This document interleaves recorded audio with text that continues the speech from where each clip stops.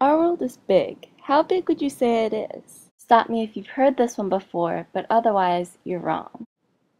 That's a pretty cool picture, but let's add some numbers so we can see what we're looking at. So there's a cool fact, but here's another. In the past 50,000 years we've been on this planet, we've gotten to 1 billion people. And then in the past 200 years, we gained another 6 billion. This is particularly alarming because in the past 50 years, the population has been growing about 1 billion people each decade or two. By 2050, the population is predicted to be over 9 billion. Is this good or bad? Is there room for all these people, or was Malthus right and humans will soon run out of resources, leading into our inevitable spiral into our own doom? Well, it could be alright, we have enough food, but the population is growing in all the wrong places, like here, or here, or here. In other words, developing countries. Now, developing countries are starting to make up more and more of our population, 80% and rising, while developed, rich countries are hardly growing at all. This raises problems with lack of food in places where it's needed the most, where the most people live. These countries are experiencing youth bulges, leaving too many unemployed young adults, something that's happened many times over the course of history. Youth bulges happen when mortality rate goes down, life expectancy goes up, and suddenly you have a lot of young people getting angry on Facebook because they have no jobs. So then they're hungry too, and eventually revolt. Here's what happened in Egypt last year.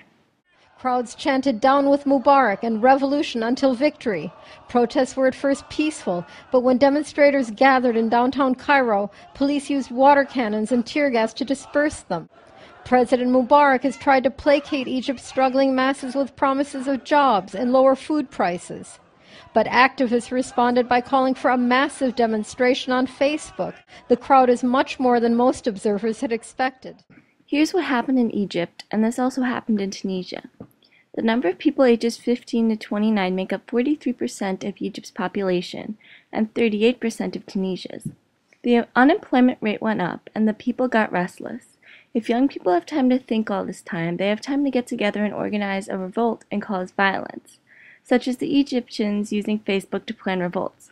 Both Tunisia and Egypt held revolutions in the last year, which isn't necessarily a bad thing, but it's caused lots of violence and protests like this.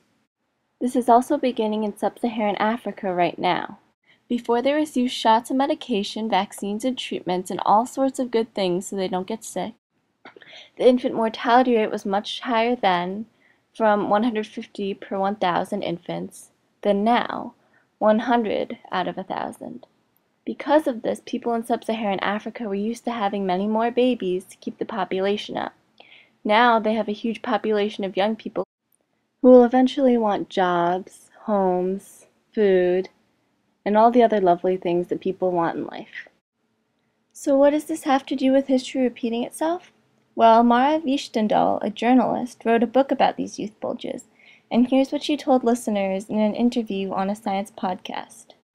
Well, the group that studies this phenomenon, they actually look at historical examples as well, and they say that youth bulges were responsible for everything from the English Rebellion in the 1640s to some degree World Wars I and II, which occurred at a time when there was a large number of young people in Europe.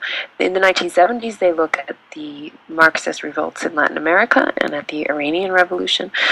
So that's the idea. Want another theory? Well, where did Thomas Malthus get his ideas?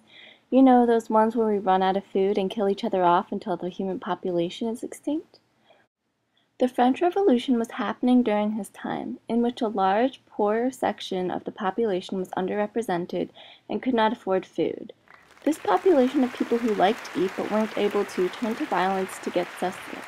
The government troops and public got so brutal that this led to the invention of the guillotine and hundreds of thousands of deaths.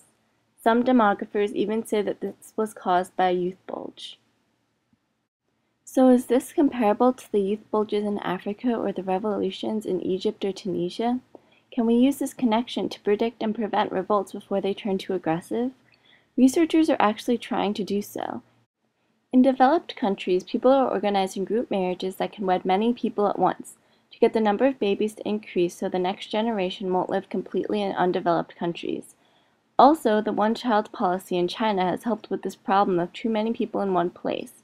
Without it, we'd have another 400 million people on the planet. Using demographics to predict revolts and unemployment could be a very advantageous ability. We might be able to prevent history from repeating itself again.